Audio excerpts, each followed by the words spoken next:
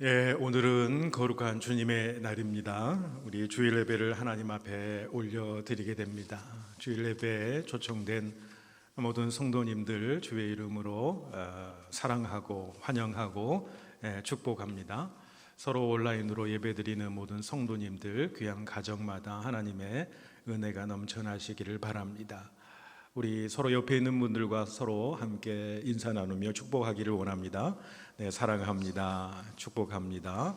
또 은혜 많이 받으실 수 있기를 바랍니다. 오늘은 마을 식구들 영상 인사 마지막 시간입니다. 오늘 바나바 마을 식구들이 영상으로 인사 나누도록 하겠습니다.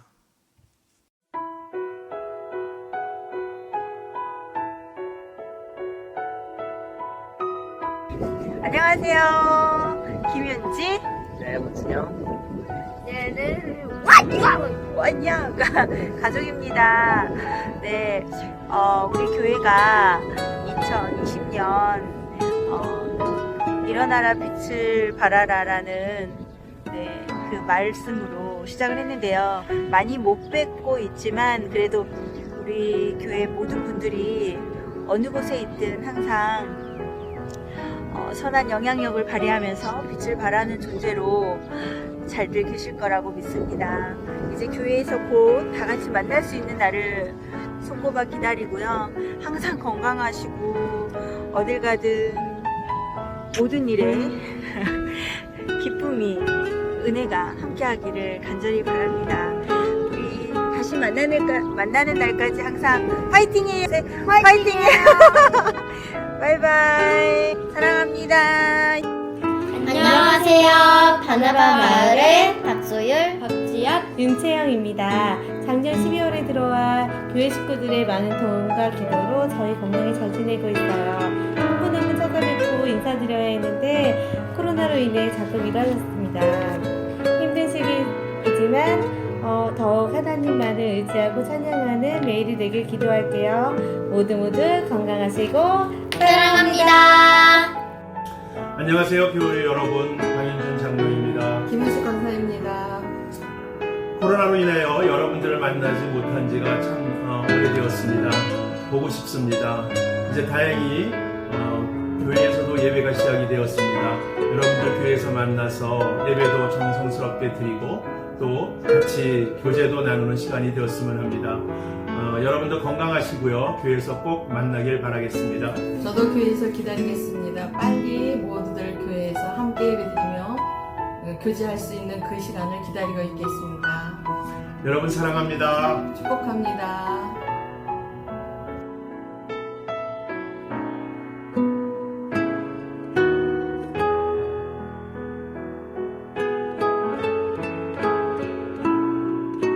자, 우리 이제 마음 정돈하시고 이제 반주에 맞춰서 영과 진리로 우리 마음 합하여 하나님께 예배 드리시겠습니다.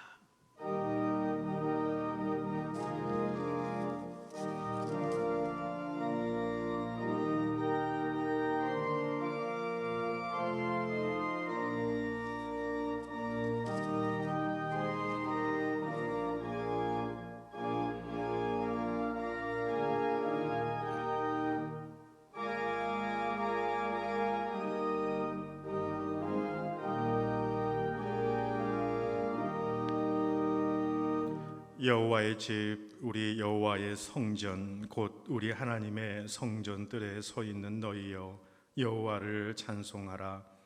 여호와는 선하시며 그의 이름이 아름다우니 그의 이름을 찬양하라.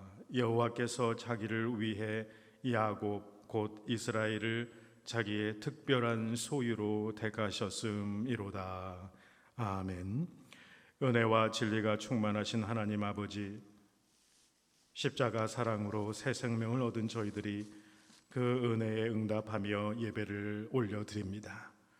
주여, 예배드리는 저희들의 가슴에 십자가의 은혜가 식어지지 않게 하옵소서.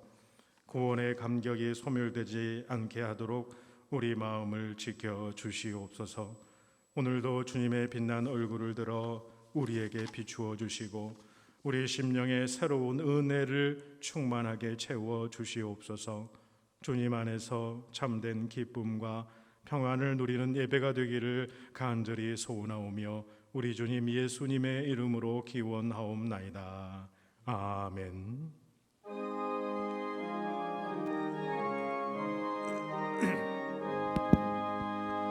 만복의 근원 하나님, 온 백성 찬송 드리고 저 천사여 찬송하세. 찬송 성부 성자 성령.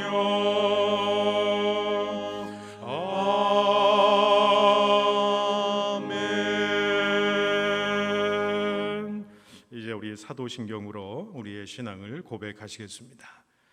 전능하사 천지를 만드신 하나님 아버지를 내가 믿사오며 그 외아들 우리 주 예수 그리스도를 믿사오니 이는 성령으로 잉태하사 동정녀 마리아에게 나시고 본디오 빌라도에게 고난을 받으사 십자가에 못 박혀 죽으시고 장사한 지 사흘 만에 죽은 자 가운데서 다시 살아나시며 하늘에 오르사 전능하신 하나님 우편에 앉아 계시다가 저리로서 산자와 죽은 자를 심판으로 오시리라.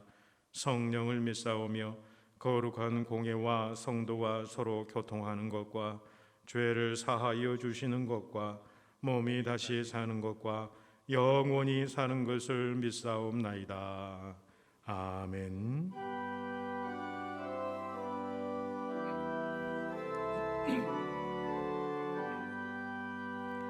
이 시간 우리 침묵으로 잠시 눈을 감으시고 한 주간의 삶을 하나님 앞에서 돌아보기를 원합니다.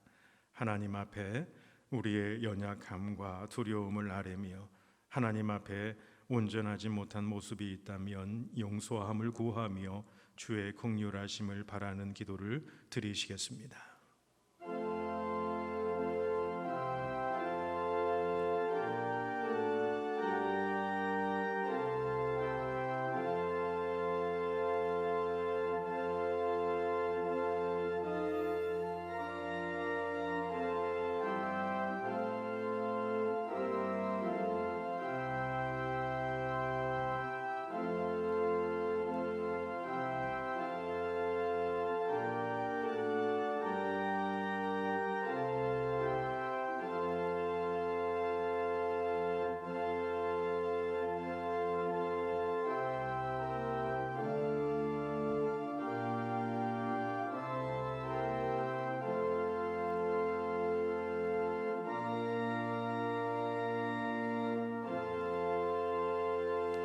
우리를 용서하시는 하나님의 말씀이 여기에 있습니다.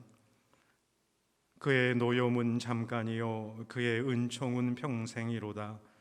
저녁에는 울음이 깃들일지라도 아침에는 기쁨이 오리로다. 주께서 나의 슬픔이 변하여 내게 춤이 되게 하시며 나의 베옷을 벗기고 기쁨으로 띠우셨나이다. 아멘.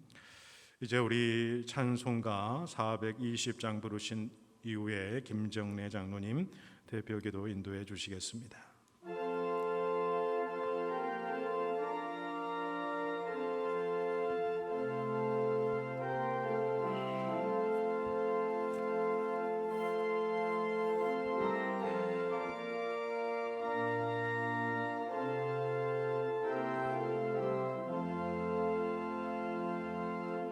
너 성결케 위해 늘 기도하며 너 주 안에 있어 늘 성경 보고 온 형제들 함께 늘 사귀면서 일하기 전마다 너 기도하라. 너 성결케 위해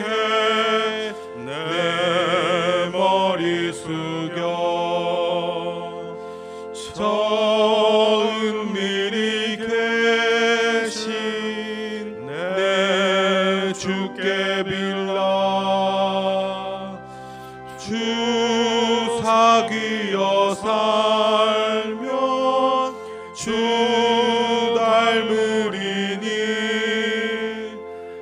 널 보는 이마다 주 생각하리 너 성결케 위해 주 따라가고 일 다급하여도 당황치 말라 참 즐거울 때나 또 슬플 때나 너 주님만 믿고 늘 따라가라 너 성결케 위해 늘 기도하며 내 소원을 주께 다 맡기어라 너 성령을 받아 주 섬겨 살면 저 천국에 가서 더 잘 섬기리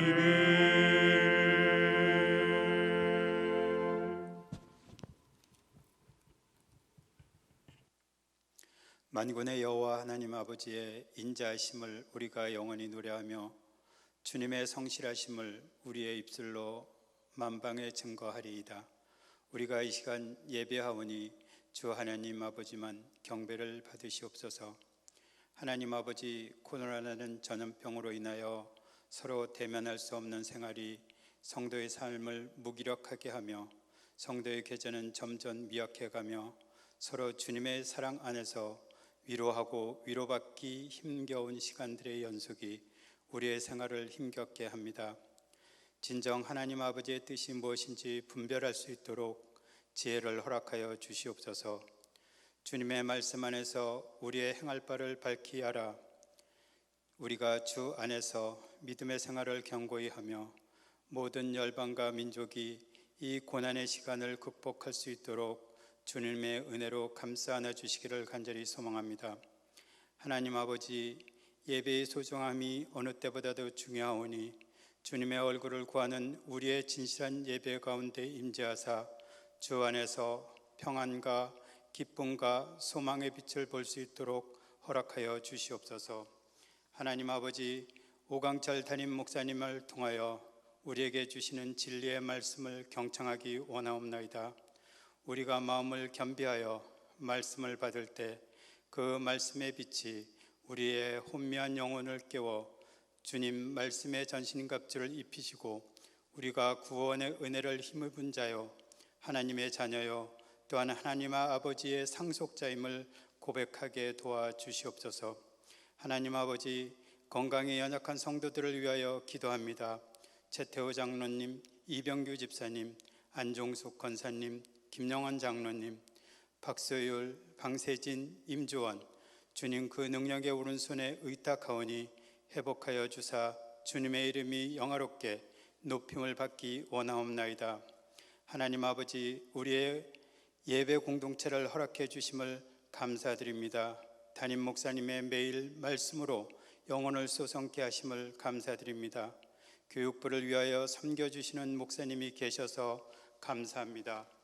마을 목자님들의 수고로 인하여 말씀을 전달받게 하심도 감사를 드립니다. 시온 성가대의 섬김으로 예배에 동역하심을 감사합니다.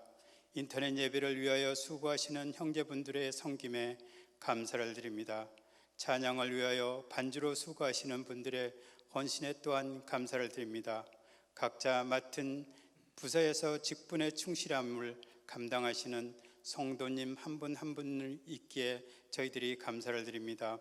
아빠로서 엄마로서 가정을 섬기게 하심을 감사드리며 자녀로서 건강하게 믿음 안에 성장하게 하시니 감사를 드립니다. 우리가 전하지 못하는 타국에서 복음을 전하는 선교사님이 있기에 감사를 드립니다. 코로나 전염병 퇴치를 위하여 수고하시는 의료진들과 방역당국이 있기에 감사를 드립니다. 코로나 사태로 인하여 일상의 소중함을 일깨워 주심에 감사를 드립니다. 이 모든 것이 하나님 아버지의 은혜의 선물이기에 하나님 아버지께 더욱더 감사하는 마음이 저희들로 새롭게 하여 주시기를 간절히 소망합니다. 하나님 아버지, 우리에게 이보다 더 많은 감사의 조건들이 널려 있음을 저희들이 생각해 보며 또한 감사하게 됩니다. 하나님 아버지, 우리에게 현존한 암담한 현실의 창을 넘어 하나님 아버지가 예비해 놓으신 행복, 그 기쁨이 넘치는 감사의 창을 열고 주님의 사랑을 체험하는 복을 허락하여 주시기를 간절히 소망합니다.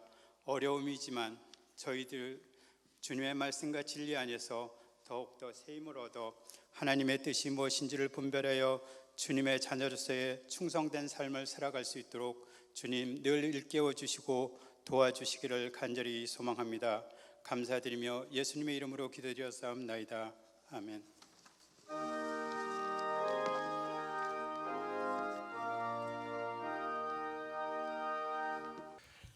네, 오늘 우리에게 주시는 하나님의 말씀 출애굽기 19장 1절에서 6절까지 말씀입니다. 출애굽기 19장 1절에서 6절까지 말씀, 저와 여러분이 한 절씩 하나님 말씀 우리 교독으로 봉독합니다. 이스라엘 자손이 애굽 땅을 떠난 지 3개월이 되던 날 그들이 시내 광야에 이르니라. 그들이 르비딤을 떠나 시내 광야에 이르러 그 광야에 장막을 치되 이스라엘이 거기 산 앞에 장막을 치니라. 모세가 하나님 앞에 올라가니 여호와께서 산에서 그를 불러 말씀하시되 너는 이같이 야곱의 집에 말하고 이스라엘 자손들에게 말하라. 내가 애굽 사람에게 어떻게 행하였음과 내가 어떻게 독수리 날개로 너희를 업어 내게로 인도하였음을 너희가 보았느니라. 세계가 다 내게 속하였나니 너희가 내 말을 잘 듣고 내 언약을 지키면 너희는 모든 민족 중에서 내 소유가 되겠고 너희가 내게 대하여 제사장 나라가 되며 거룩한 백성이 되리라. 너는 이 말을 이스라엘 자손에게 전할지니라. 아멘. 하나님의 말씀입니다. 이 시간 찬양은 우리 시원성가대 지난 찬양 영상으로 하나님 앞에 영광 올려드리겠습니다.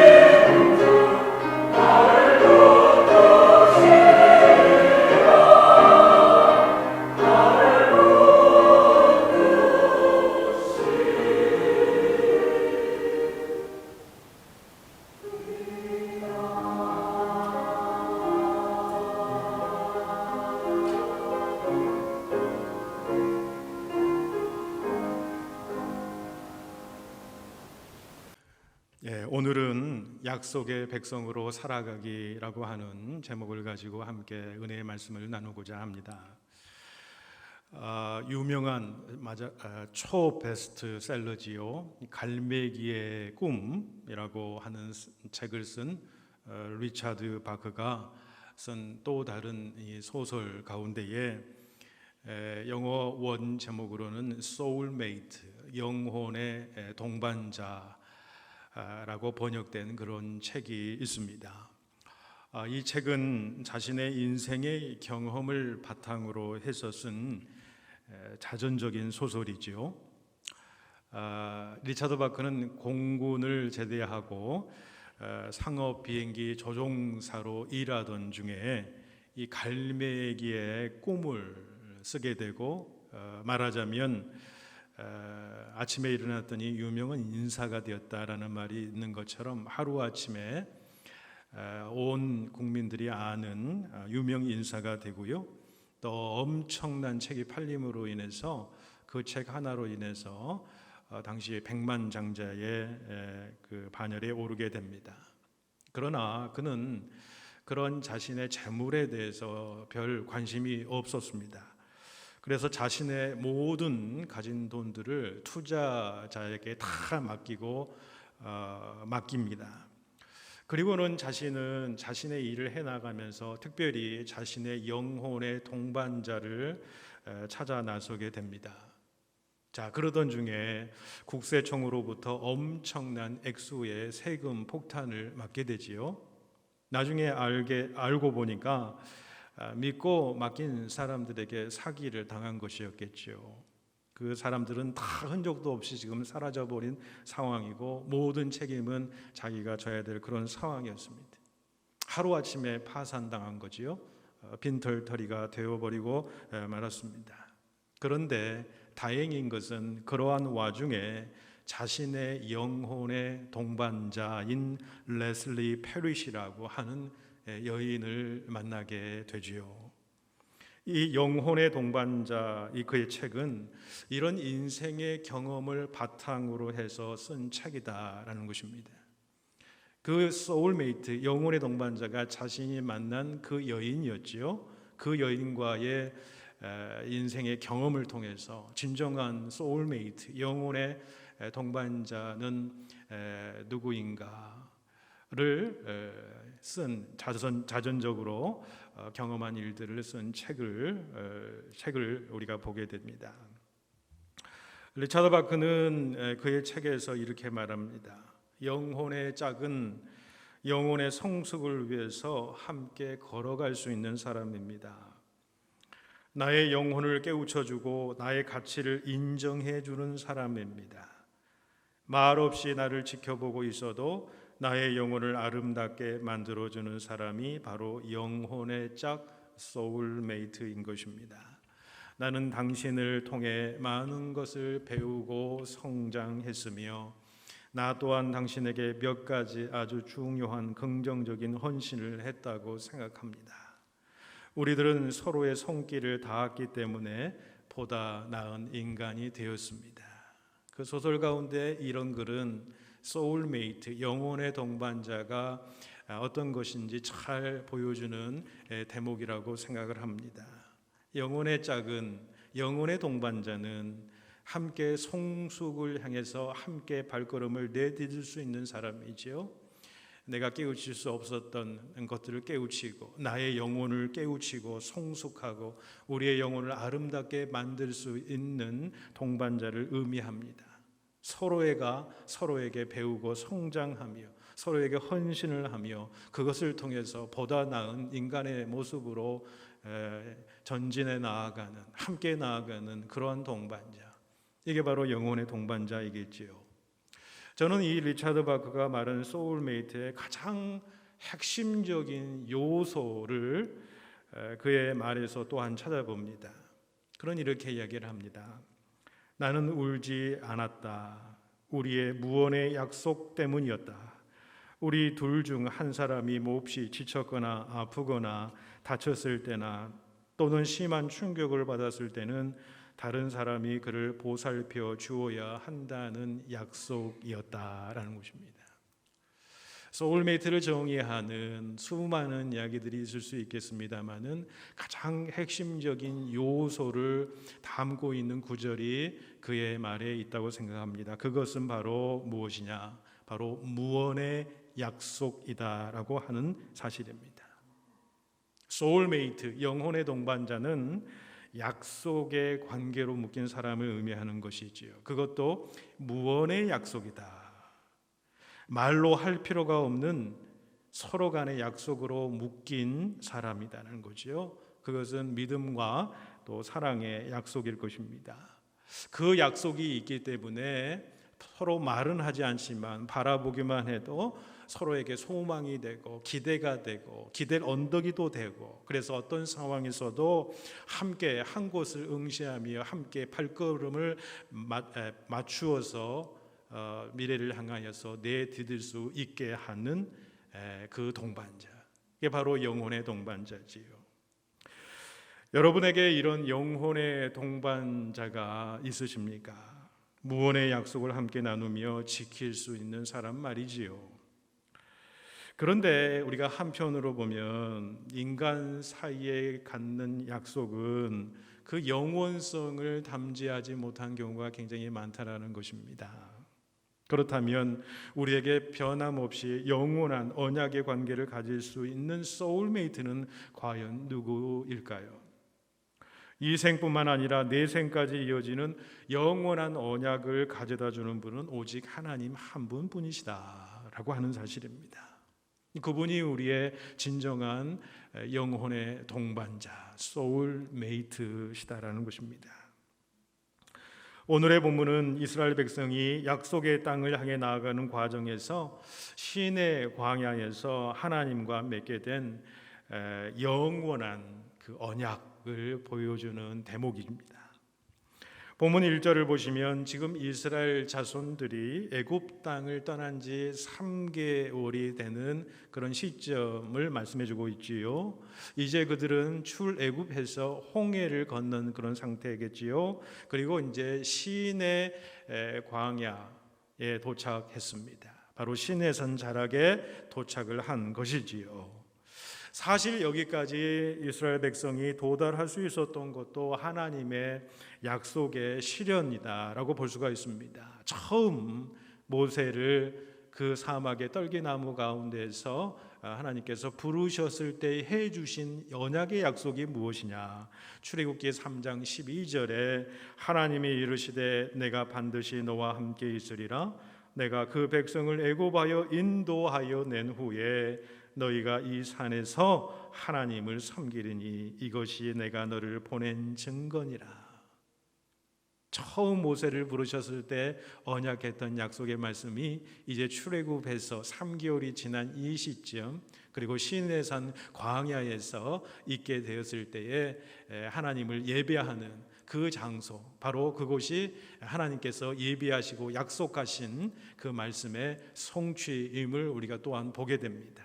그런데 이 시점, 이 시내산 광야에서 머물게 되는 이 귀한 시점이 또 이 출애굽 앞으로의 광야 40년을 이끌어가는 아주 중요한 모멘텀이 되는 어떤 그런 시기가 될 터인데요. 하나님은 이 시기에 오늘 본문의 말씀을 통해서 또 다른 아주 중요한 새로운 언약, 약속을 주시게 되는 것입니다. 그 약속은 무엇이냐? 이제는 너희들이 하나님의 거룩한 백성이다라고 하는 사실, 약속의 백성이다라고 하는 사실이지요.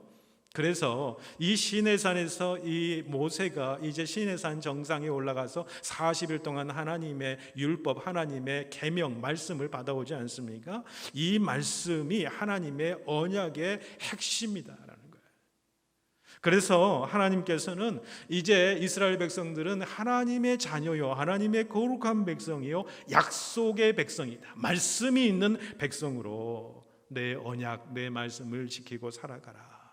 그리할 때 주시는 하나님의 놀라운 축복을 약속하는 본문이 바로 오늘 본문의 내용이라고 하는 것이지요. 자, 그러면 우리가 하나님의 약속의 백성으로 살아간다라는 것은 어떤 삶을 의미하는 것일까요? 자, 오늘 하나님께서 주신 약속을 보시지요. 먼저 본문 5절에 보시면은 하나님께서 뭐라고 말씀하시냐면요, 너희는 모든 민족 중에서 내 소유가 되겠고 내 소유가 되겠다, 이런 말씀을 하세요. 자, 내 소유라고 하는 것은 좀 부정적인 의미로 나의 프로퍼티, 나의 어떤 사적인 소유물이라고 생각하는데 그런 뜻이 아닙니다. 하나님이 나의 소유다라고 하시는 것은 너희는 이제 보물 같은 나의 백성이다라고 하는 그런 뜻이 있다라는 거지요. 영어의 표현에 보면 You are the apple of his eyes 그라는 말이 있습니다. His라는 대문자로 쓰여서 하나님을 지칭하는 것이죠. 그래서 직역하자면 당신은 하나님의 눈의 사과입니다라고 하는 그런 뜻이지요. 우리는 그것을 잘 문화적으로 이해할 수가 없지요. 그래서 우리말로 의역해서 그 말을 보자면 이런 이야기지요. 너희는 하나님의 눈에 넣어도 안 아플 만큼 소중하고 귀한 존재다 라고 하는 사실이 내 소유가 된다라고 하는 그 하나님의 언약의 말씀인 거지요. 자, 그런데 출애굽에서 이제 3개월밖에 되지 않았습니다. 그래서 하나님의 소유된 백성으로 살아가기 위해서 이 출애굽한 이스라엘 백성들에게 가장 시급한 문제는 무엇인가? 그것은 애굽의 꼬리표를 떼어내는 일인 거죠. 노예 근성을 떼어내는 일이에요. 그게 꼬리표로 담겨져 있다라는 거예요. 부정적이고 패배주의에 찌든 의식을 바꾸어내는 일, 새로운 그 내면의 혁신을 이루는 일, 그 일들은 뭐냐면 나됨의 의미를 하나님 안에서 찾는 것, 하나님의 소유된 백성이라고 하는 자아 정체성의 변화를 통해서 이루게 되더라는 것이지요. 그래서 하나님께서는 말씀하시는 거예요. 너는 내 소유된 백성이라는 그냥 하시는 말씀이 아니에요. 400년 동안 애굽의 노예로 찌든 그들의 삶 속에 그들의 주인은 애굽이 주인이 아니다라는 거예요. 세상의 주인이 아니다라는 거예요. 이 세상 만물을 창조하시고 유지하시고 섭리하시는 하나님의 소유된 백성이다. 하나님의 보물이다는 거예요. 애굽의 종이 더 이상 아니다라는 거예요. 하나님의 위대한 백성이고 너희는 존귀한 존재이고 가치 있는 보물과 같은 존재이다라고 하는 사실을 말씀하는 거예요.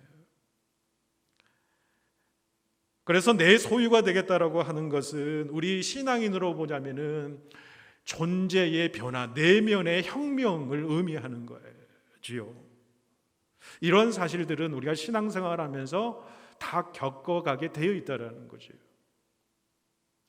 여러분, 야곱을 한번 예를 들어볼까요? 야곱은 태어날 때부터 형의 뒤팔꿈치를 붙들고 태어난 자, 그래서 딴지거는 인생을 살아왔던 자 아닙니까? 정말 오랜 세월 동안 속고 속이는, 말하자면 사기꾼과 같은 인생을 살아왔던 그의 인생, 그의 파란만장한 인생을 이제 모두 다 경험하게 되고 이제 20년 동안 타지에서 생활을 하다가 이제 고향으로 다시 돌아오게 되는 순간이죠. 야곱이 거부가 되어서 많은 식구들 데리고 고향으로 가나안 땅으로 돌아왔다는 것은 하나님의 구원의 경륜의 구원의 역사의 차원에서 볼 때는 굉장히 중요한 모멘텀이 된다는 거죠. 그런데 여러분 어떻습니까? 고향으로 돌아오는 길에 두려움에 휩싸이게 되죠. 야곱이 자기 형 에서를 속이고 도망갔던 자 아닙니까? 그런데 자기 형 에서가 두려운 거지요. 그래서 어떻게 합니까? 모든 사람들을 뒤로 하고 야복 강가에서 홀로 떨어진 채 밤새도록 하나님과 씨름하지 않습니까? 그때 하나님의 사자가 야곱의 환도뼈를 내리치지 않습니까? 그래서 그는 평생에 그 환도뼈 내리침을 당함으로 인해서 아마도 그 몸의 흔적 또는 평생 동안 그런 이 장애인으로 살아왔을 가능성이 굉장히 많다라는 것입니다. 야곱의 환도뼈를 내리친 것은 무엇을 의미하는 것일까요? 영적인 의미가 있다고 생각합니다. 야곱, 네가 지금까지 살아온 내 인생길은 어떤 인생으로 살아왔느냐는 거예요. 네 멋대로 살아오지 않았느냐, 네 계획대로, 네 뜻대로, 네 알량한 재주대로 꾀를 부리면서 세상 가운데에 자기 멋대로 살아왔지 않느냐는 거예요. 자기 힘을 의지하고 재주를 의지하고 자기 꾀를 의지하며 살아왔지 않느냐라는 거예요. 그런데 환도뼈가 부러졌다라는 것은 무엇을 의미합니까? 이제 그 모든 것들이 다 부러졌다라고 하는 의미라고 볼 수가 있는 것이지요. 그것을 이 천사의 어떤 다음 질문으로 우리가 또한 이어서 이해할 수가 있어요. 천사가 묻지 않습니까? 내 이름이 무엇이냐? 하나님의 천사가 야곱의 이름을 몰라서 물었겠습니까? 야곱입니다. 근데 그 야곱이라고 하는 이 인생에 담긴 뜻이 무엇입니까? 딴지거는 인생 아니었습니까? 인생의 그 딴지거는 그 야곱이라고 하는 이름표를 이제 떼어내라 라고 하는 말씀이에요. 그래서 여호와의 사자가 어떻습니까? 이제 너는 야곱이 아니라 이스라엘이라 하리라. 이스라엘이라. 이제부터 내가 다스려 주겠다라는 거죠. 직접 너의 삶을 간섭해 주고 내가 너와 함께 하겠다는, 이전과 완전 다른 내면의 존재의 변화를 가진 삶으로 너가 살아갈 수 있도록 내가 너와 함께 하겠다라고 하는 사실, 그리고 그 사실을 받아들이고 이제 야곱의 인생은 완전 다른 새로운 인생길을 살아가게 되는 존재의 혁명을 우리가 겪게 된다는 것입니다. 그 일을 경험하고 나니까요, 그 전날에는 두려움에 휩싸였던 이 야곱의 모습이요, 아침 햇살이 이렇게 밝아오는과 동시에 형 예서를 맞이하는데 그 형 예서가 하나님의 얼굴과 같이 되었다. 내면이 변화되니까, 영적인 혁명이 그 가운데 일어나니까 완전히 변화되는 삶을 살았다라고 하는 사실을 보게 되더라는 것입니다. 여러분, 우리를 얽매이게 하는 애굽의 꼬리표를 우리도 떼내야 됩니다. 우리의 영적인 환도뼈가 부러져야 되지요. 그래야 새로운 존재, 새로운 하나님과 동행하는 삶의 그 시온의 대로가 우리의 삶 가운데 열리게 되더라는 거예요. 그것들이 무엇입니까? 애굽의 꼬리표라는 것은 세상의 꼬리표예요. 세상에 노예된 우리 자신의 삶을 의미하는 거지요. 세상의 노예 근성, 또 인간의 욕심의 어떤 소욕과 인간의 그 부정적인 어떤 본성에 노예된 그 삶의 모습을 너희가 떼어내라라는 거예요. 세상 근심과 걱정과 염려에 막 휩싸이게 되잖아요. 그러면 하나님이 보이지 않거든요. 사단은 세상 근심과 염려와 걱정, 근심에 막 휘말리게 해서 하나님을 멀리하게 만든다는 거죠. 그런 세상의 근심과 염려와 걱정의 그 꼬리표를 우리가 떼어내야 된다라고 하는 말씀 아니겠습니까? 세상에서의 가치관이 우리의 삶을 주장하는 것이 아니라 하나님의 나라의 가치관이 우리 가운데 있어야 되는 거지요. 부정적인 생각의 꼬리표를 떼내야 되는 것이지요. 패배주의적이고 염세적인 어떤 생각, 그래서 거기에 얽매인 우리 자신들의 모습에 그 꼬리표를 떼어내라라고 하는 말씀. 또한 우리로 하여금 주님을 온전히 바라보지 못하게 하고 따르지 못하게 하는 영적인 환도뼈를 우리는 또한 부러뜨려야 된다는 것입니다. 영적인 혹시 나태함이 있거나 영적인 교만함, 이런 부분들, 우리가 영적으로 잘 하나님 앞에 우리 자신을 내려놓고 묵상함으로 그러한 모든 부분들이 부러져야 된다는 거지. 우리에게 있는 애굽의 꼬리표 떼어내고 영적인 환도뼈가 부러짐으로 주님의 소유된 백성, 존귀한 주의 백성으로 살아가시는 우리 모두가 되실 수 있기를 축복합니다. 또한 하나님의 약속의 백성으로 살아가는 삶은 어떤 삶인가? 6절에 보시면 너희가 내게 대하여 제사장 나라가 되라. 제사장 나라, 제사장의 역할을 해라. 제사장 의식을 가지고 살아가라는 거죠. 여러분, 구약의 제사장은 어떤 사람입니까? 중보자입니다. 다리 역할, 교량 역할을 하는 사람이지요. 그래서 오늘 본문이 주는 하나님이 주신 이 시내산 언약의 핵심은 무엇이냐면 이스라엘이라고 하는 나라와 그 백성들을 통해서 하나님과 사람 사이에 중보자 역할을 하는 민족으로 삼으시겠다라고 하는 약속이죠. 모든 민족들과 하나님을 맺어지는 교량 역할을 하는 민족이 되리라라고 하는 기대를 하나님께서 주시는 겁니다. 이 제사장의 역할을 몸소 보여준 여러분 모세를 한번 살펴보죠. 모세가 오늘 이 본문의 언약의 말씀을 받은 이후에 하나님의 계명을 받으러 시내산에서 40일 동안 있지 않습니까? 그런데 그 기간을 백성들이 기다리지 못하고 금송아지를 만들어서 우상 숭배에 빠지게 되죠. 그 모습을 보고 하나님은 정말 처음으로 크게 대노를 하십니다. 그래서 이 백성들을 다 없애버리고 또 다른 민족을 세워서 내가 구원의 역사를 이루어 가리라 라고까지 말씀하셨어요. 이 백성을 다 멸하리라 라고 말씀하셨어요. 심판의 칼을 하나님께서 높이 드셨다는 거예요. 그런데 그 하나님의 심판의 칼날을 온몸을 통해서 가로막으면서 하나님 앞에 매달렸던 사람이 있어요. 그게 바로 모세입니다. 모세가 하나님 앞에 어떻게 부르짖었느냐면요, 그들의 죄를 사하여 주시옵소서. 그렇지 않사오면 원컨대 주의 기록하신 책에서 내 이름을 지워 주시옵소서. 백성들의 허물과 상처와 실수를 자신의 몸으로 막으면서 하나님, 차라리 내가 지옥불에 떨어지겠다라는 거예요. 생명책에서 내 이름을 지우는 한이 있더라도 이 백성을 용서해달라. 이 중보자의 역할로 이스라엘 백성들이 구원받지 않습니까? 신약에 와서는 주님께서 이 귀한 모본을 몸소 보여주셨죠. 십자가를 통해서 이 중보자 역할을 보여주셨다는 겁니다. 그래서 이제 우리는 주님을 따르는 그리스도인들이, 바로 교회가 바로 세상과 사람들 사이에 바로 이런 제사장의 역할을 감당해야 된다는 것이지요. 여러분, 하나님의 백성은, 성도들은 중보자, 그러니까 제사장 된 자의 삶을 살아가야 된다라고 하는 것이죠.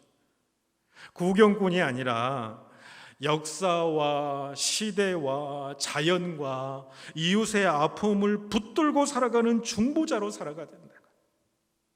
한 손에는 언제나 이웃의 아픔을 들여다봅니다. 시대의 아픔, 역사의 아픔, 민족의 아픔을 들여다봐요. 그리고 자연의 신음하는 소리를 그 손에 들고 붙들고 있어요.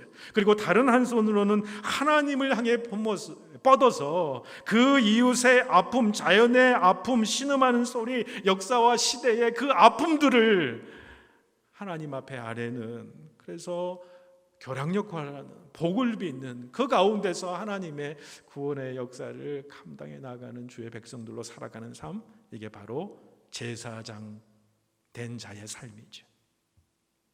제사장은요, 다를 축복하면서 살아갑니다. 상처를 치유하면서 살아가는 거지. 하나님이 우리가 제사장 나라가 되기를 원한다라고 하는 사실은요, 우리 모두가, 이 모든 성도가 이제는 다 제사장입니다. 이렇게 축복하며 상처를 치유하며 복을 빌어주며 이런 제사장의 의식으로 살아가는 삶을 살아가라. 이것이 하나님의 약속의 말씀이라는 것입니다. 자, 이렇게 하나님의 약속의 백성으로 살아갈 때 하나님은 어떻게 인도하시는가? 4절 보시면, 내가 애굽 사람에게 어떻게 행하였음과 내가 어떻게 독수리 날개로 너희를 업어 내게로 인도하였음을 너희가 보았느니라. 독수리 날개로 너희를 업었다. 자, 이 말씀을 모세는요, 신명기 32장 11절 12절에 더 자세하게 이렇게 표현합니다. 마치 독수리가 자기의 보금자리를 어지럽게 하며 자기의 새끼 위에 너풀거리며 그의 날개를 펴서 새끼를 받으며 그의 날개 위에 그것을 엎는 것 같이 여호와께서 홀로 그를 인도하셨느니라. 여러분, 독수리는요, 높은 산 바위 위에 집을 짓는다라고 합니다. 독수리는 집을 지을 때요, 가시를 꺾어다가 집 외형의 틀을 이렇게 만들게 됩니다. 그리고 나서 짐승들의 가죽을 그 가시 위에 몇 겹으로 그 위에 얹게 됩니다. 그리고 그 위에 새들의 깃털을 둥지에 채워서 푹신푹신하게 만든 다음에 그곳에 알을 낳고 새끼를 키운다고 합니다. 어느 정도 새끼가 자라면요, 갑자기 이 어미 독수리는요, 자기가 만든 둥지를 모두 다 회파시켜 버린다는 거예요.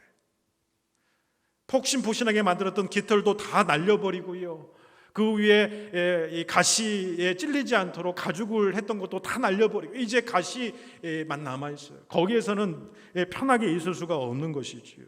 그런 뒤에 어미 독수리는요, 새끼를 등에 업고 창공을 나르게 되더라는 거예요. 그러다가 갑자기 어미새는 날개를 접어버린다는 거예요. 그러면 새끼들은 살겠다고 발버둥 치지만은 추락하고 또 추락합니다. 추락할 때 그때 어미가 등으로 다시 그 새끼를 받는다라는 것이죠. 이런 훈련을 반복적으로 행하면서 그 아기 독수리는 이제 창공을 훨훨 날아다니는 힘과 용기와 용맹의 상징이 되는 독수리가 되더라라는 것입니다. 강한 훈련을 통해서 강한 독수리가 만들어지는, 저절로 독수리가 되는 것이 아니더라는 거죠. 하나님께서는 자기의 백성 요셉의 가족 70명을 처음에 애굽 땅에 왔을 때 어떻습니까? 기름지고 살기 좋은 그 에집트의 삼각주에 있는 그 고센 땅에다가 정착시켰어요. 거기는 참 보금자리였습니다. 그런데 많은 세월이 흘러가면서 요셉을 알지 않는 이집트의 왕권이 들어서자 이스라엘 백성들에게 환난이 다가오게 되지요. 애굽에 내려온 지 400년이 지난 후에는 그 부드러운 보금자리가 다 사라지게 됩니다. 가시만 남는 그런 보금자리가 되어버리는 거지요. 이제 이스라엘 백성들에게 환난과 고통이 임하게 되었습니다.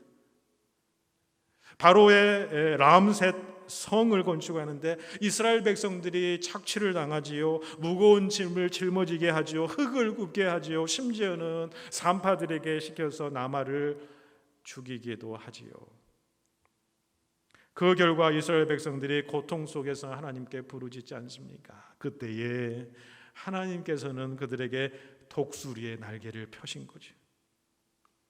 그 독수리의 날개가 출애굽의 구원의 손길이 되었던 것입니다. 마치 독수리 새끼처럼 하나님은 이스라엘 백성들을 낮에는 구름 기름, 밤에는 불기둥으로 인도하셨지요. 홍해를 직접 가르기도 하셨지요. 적과 꿀이 흐르는 땅으로 나아가도록 그렇게 훈련시키셨다는 거예요.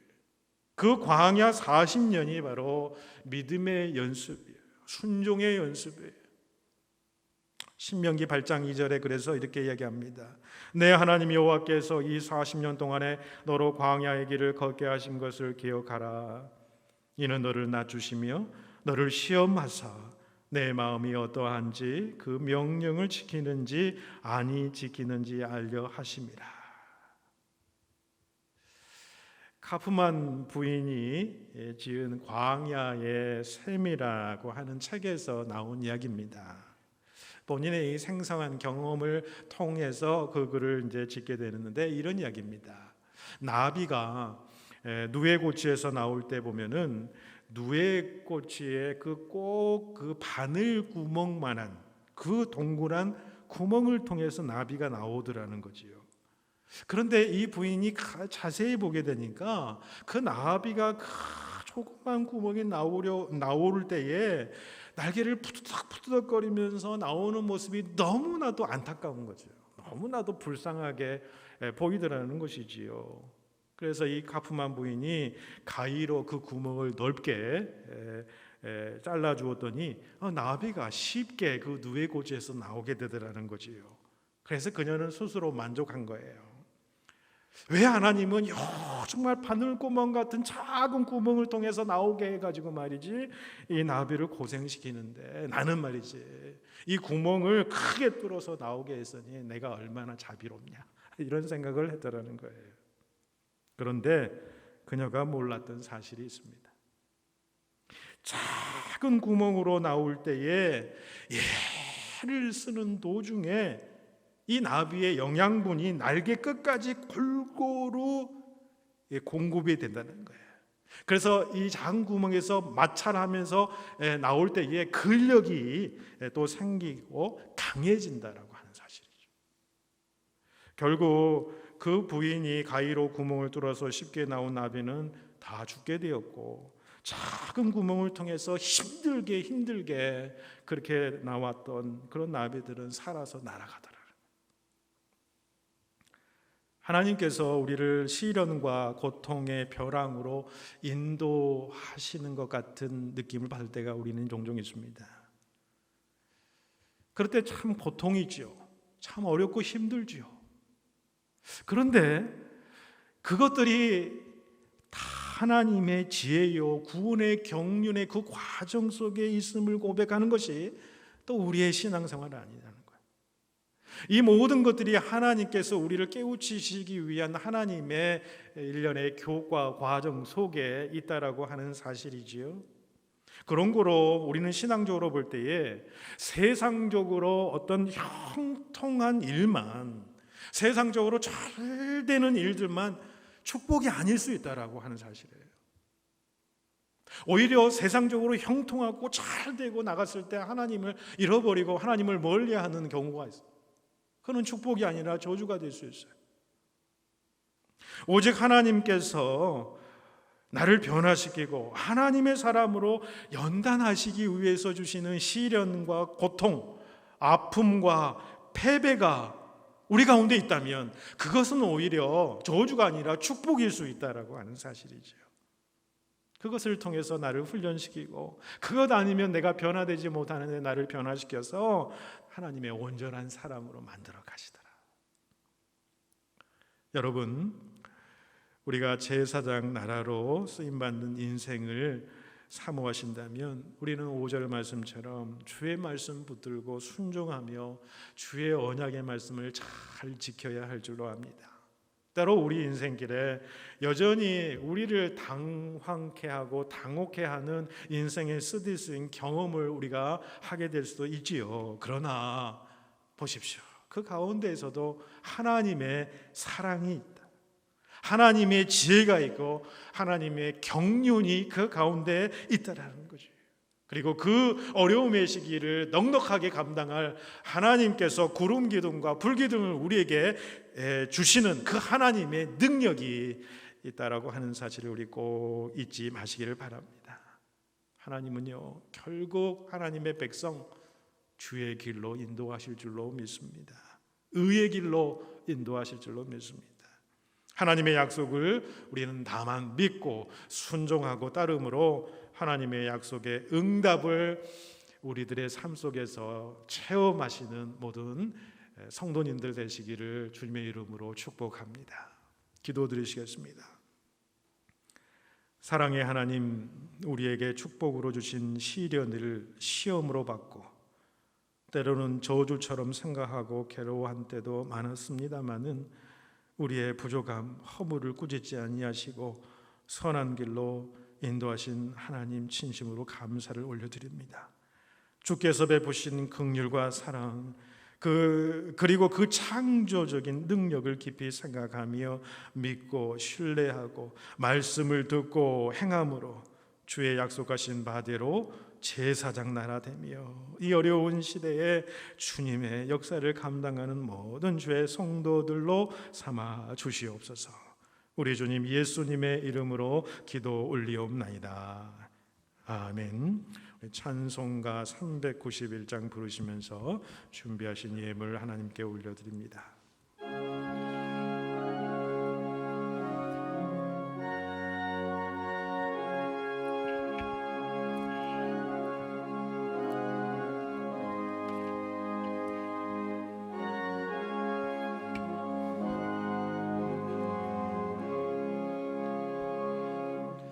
오 놀라운 구세 주 예수 내 주 참 능력의 주시로다. 큰 바위 및 안전한 그곳으로 내 영혼을 숨기시네.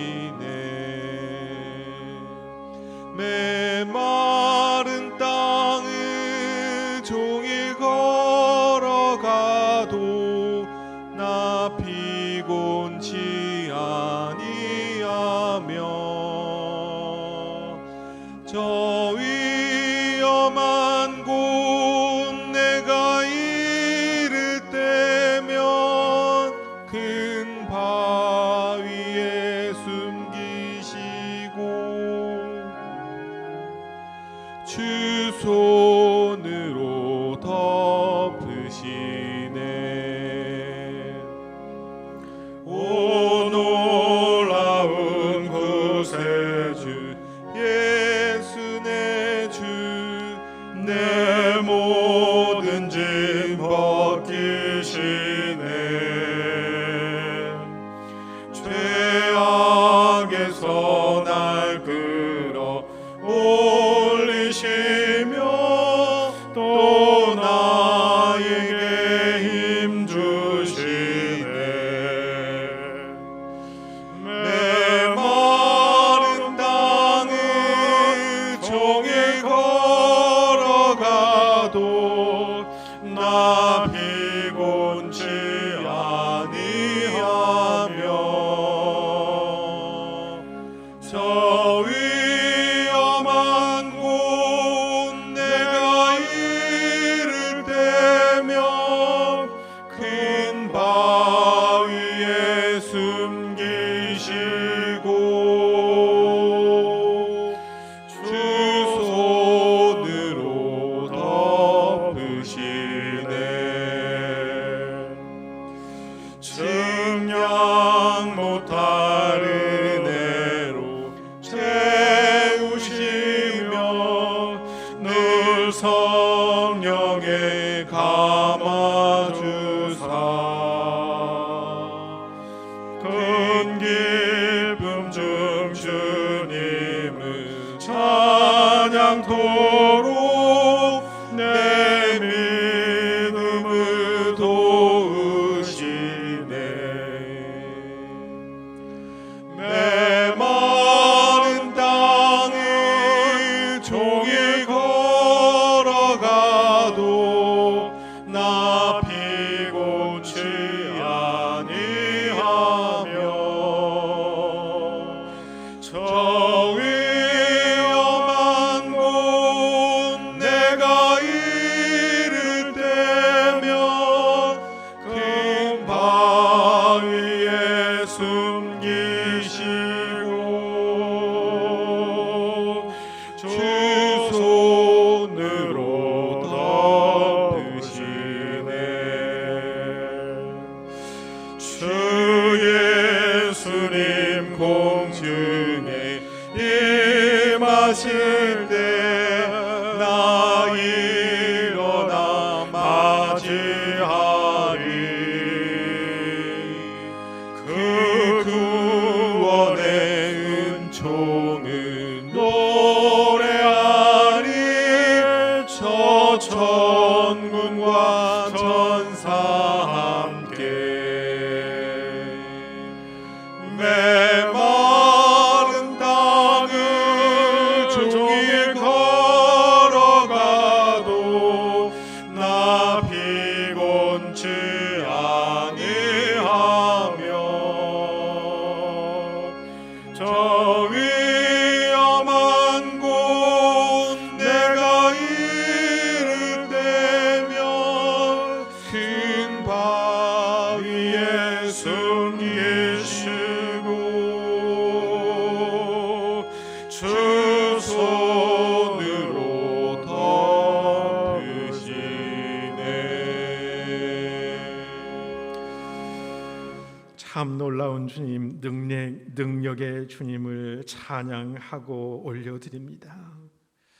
메마른 땅을 종일 걸어가는 듯한 우리의 인생의 삶 속에서도 그때그때 힘주시고 능력 주시고 피곤치 아니하도록 회복의 은총을 더해 주시며 강건케 하시는 주님의 놀라운 능력, 그 능력이 우리에게 임하니 아버지 감사를 올려드립니다. 또한 그 능력이 우리의 삶 속에서 계속해서 우리를 지키시고 인도하시며 독수리 날개 위에 우리를 얹으시고 친히 인도하시는 놀라운 주의 구원의 역사가 우리 모든 주의 성도들의 삶 가운데에 흘러넘치도록 하여 주시옵소서. 이 믿음을 고백하며 말씀 들으며 소망 가운데에 믿음으로 결단하는 아버지 우리 귀한 성도들로 주님 삼아주셔서 감사를 올려드립니다. 또한 한 주간 우리의 삶을 지키시고 인도하신 주님의 놀라우신 섭리와 인도하심에 감사하여서 정성껏 준비한 예물을 하나님 앞에 올려드립니다. 이 예물이 쓰이는 곳곳마다 하나님의 놀라운 평강이 온 세상 가운데에 쓰여지는 산 예물이 되게 인도하여 주시옵시고 각 가정마다 아버지 앞에 무릎 꿇고 간절히 기도하는 내용들이 있습니다. 육신의 연약함을 통하여 아버지를 더욱더 만나기를 사모하는 심령으로 육신의 회복을 위해서 기도하는 아버지 많은 심령들이 있습니다.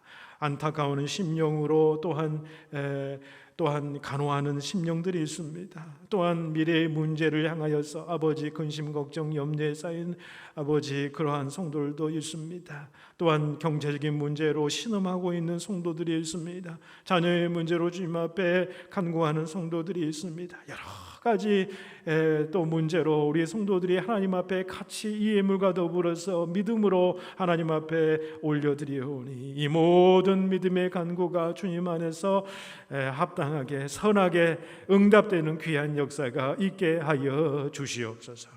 또한 우리가 드리는 물질뿐만 아니라 우리 자신들을 거룩한 세상을 향하여 쓰여지는 산제사가 되기를 간절히 소망하오며 우리 주님 예수님의 이름으로 봉헌기도 올리옵나이다. 아멘. 우리 이어서 우리 교회 앞에 알리는 말씀 전해드리겠습니다. 우리가 교회 내에서 우리 현장 예배 드리게 되었지요. 이제 3주째를 맞이하고 있습니다. 더불어서 우리 온라인 예배도 동시에 드려지고 있습니다. 특별히 우리 현장 예배에 참여하시는 모든 성도님들께서 철저하게 방역 수칙을 잘 지키고 무엇보다도 안전하게 또 감동 있는 예배를 계속해서 드릴 수 있도록 모든 성도들이 협조해 주시고 또 함께 기도해 주시기를 바라고, 또 집에서 온라인 예배로 하나님 앞에 드리는 모든 성도들께서도 하나님께서 동일한 은혜로 채워 주실 줄로 믿습니다. 위에서 기도해 주시기를 바랍니다. 이번 주 바나바 마을, 또 우리 마을 식구들 영상으로 드리는 인사의 마지막 시간이 되었습니다. 참여한 성도님들 감사를 드리고 우리 바나바 마을에 소속된 모든 우리 성도님들 가정과 생업의 현장 우리 자녀들 축복합니다. 우리 주일 온라인 예배는 저희 교회가 예배 드리는 시간 11시 30분에 맞춰서 꼭 드려주시면 감사하겠습니다. 아동부 예배는 앞으로 변동이 있기 전까지는 당분간 온라인 예배로 계속해서 진행합니다. 중고등부 예배와 EM 예배는 중고등부는 오전 11시 30분에, EM은 오전 10시에 교회 교육관과 각 가정에서 줌으로 동시에 실시간 예배를 드리게 됩니다. 위에서 여러분 계속해서 기도해 주시고 우리 자녀들 계속해서 예배에 동참할 수 있도록 함께 독려해 주시고 함께 해 주시면 감사하겠습니다. 현장 예배 시 헌금 드리면 되시고요. 계속해서 트랜스퍼로 또는 체크로 또 헌금하시면 되겠습니다. 이번 주 매일 말씀 묵상은 성령의 9가지 열매 마무리를 하고요. 이제 산상수훈의 말씀을 통해서 말씀을 묵상하고자 합니다. 매일매일 말씀으로 승리하시기를 바랍니다. 비상사태 기간 중에 긴급한 일, 기도 제목 있으신 분들은 언제든지 마을 목자 또는 저에게 연락해 주시기를 바랍니다. 우리가 함께 기도할 제목은요, 우리 차태호 장로님 회복을 위해서 기도해 주시면 좋겠습니다.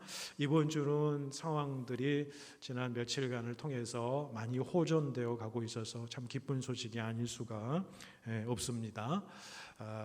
이제 배변이 이제 좀 잘 되어서 저녁에 주무시는데 좀 편안한 줌을 주무실 수 있고, 또 드시는 것도 잘 드시고 있기 때문에 이제 점차 회복되리라고 믿습니다. 계속해서 우리 최태호 장로님 위해서, 김수자 권사님 위해서 기도해 주시고, 안종숙 권사님 또 김영원 장로님 또 위해서 여러분 계속해서 기도해 주시면 감사하겠습니다.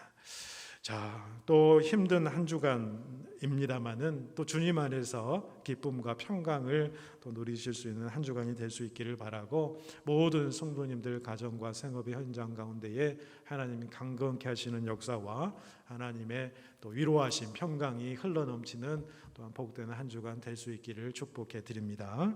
자, 이제 우리 결단 찬송 하나님 앞에 올려드리겠습니다.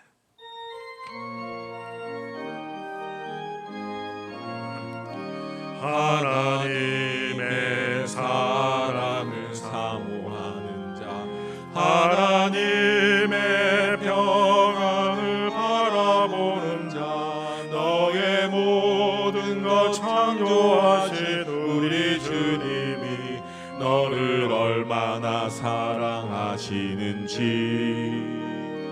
하나님께 찬양과 경배하는 자 하나님의 선하심을 닮아가는 자 너의 모든 것 창조하신 우리 주님이 너를 자녀 삼으셨네.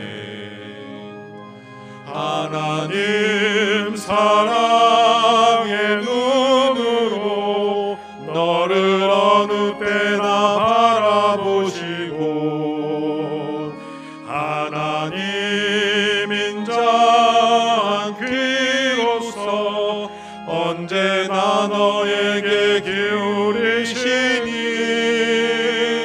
어두움에 밝은 빛을 비춰주시고 너의 작은 신음에도 응답하시니 너는 어느 곳에 있든지 주를 향하고 주만 바라볼지라 주만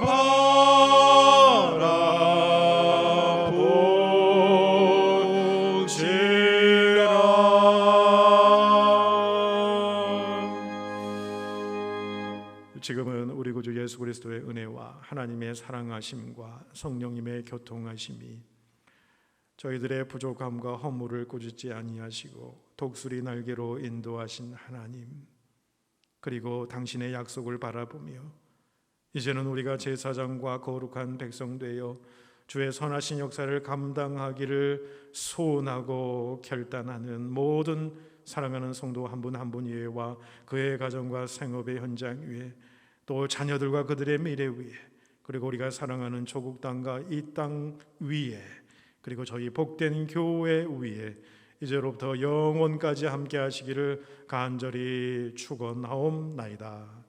아멘.